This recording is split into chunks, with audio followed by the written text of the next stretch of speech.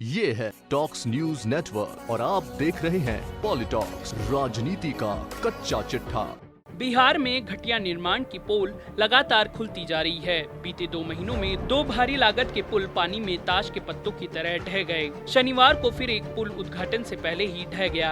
करीब 1.5 करोड़ रुपए की लागत से बना ये पुल अपने उद्घाटन की राह देख रहा था, लेकिन उससे पहले ही ये बरसाती नाले की तरह ढह गया। पुल के एक हिस्से के धंस जाने से पत्थरघटी पंचायत का इलाका टापू में बदल गया। इसके बाद राजद नेता तेजस्वी यादव ने एक बार फिर नीतीश कुमार को आड़े हाथों लेते हुए बिहार सरकार पर हजारों करोड़ रुपए के घोटालों का आरोप जड़ दिया।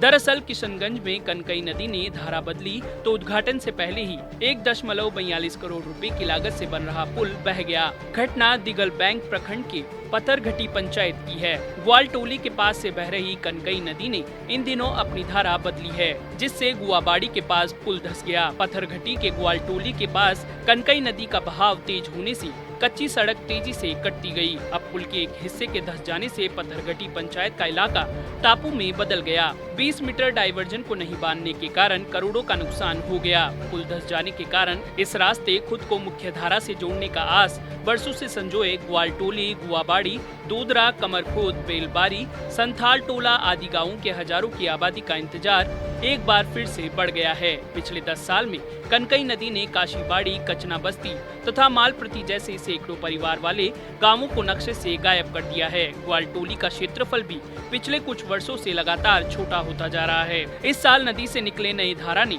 ग्वालटोली को टापू में बदल दिया। घटना के बाद विधानसभा में नेता प्रतिपक्ष तेजस्वी यादव ने बिहार सरकार पर पुल पुलिया के निर्माण के नाम पर हजारों करोड़ रुपए के घोटाले करने का आरोप लगाया। तेजस्वी ने कहा कि नीतीश सरकार पुल पुलिया के निर्माण के नाम पर बिहार को लूट रही है। सरकार में बिना पहुंच पथ के पुल पुलिया बनाकर निर्माण के नाम पर भ्रष्टाचार किया जा रहा है। तेजस्वी ने बताया कि विशेषज्ञों की राय के अनुसार पुल के फाउंडेशन की गहराई जरूरत के अनुसार नहीं थी, बल्कि नदी के तल पर ही हल्की खुदाई की और फाउंडेशन का काम पूरा कर दिया गया। इसमें ठेकेदारों और इंजीनियरों की मिलीभगत से करोड़ों रुपए का घोटाला किया गया। क्षतिग्रस्त पुल से स्पष्ट होता है कि पुल के फाउंडेशन का काम तय गुणवत्ता और पैरामीटर के अनुसार नहीं किया गया है।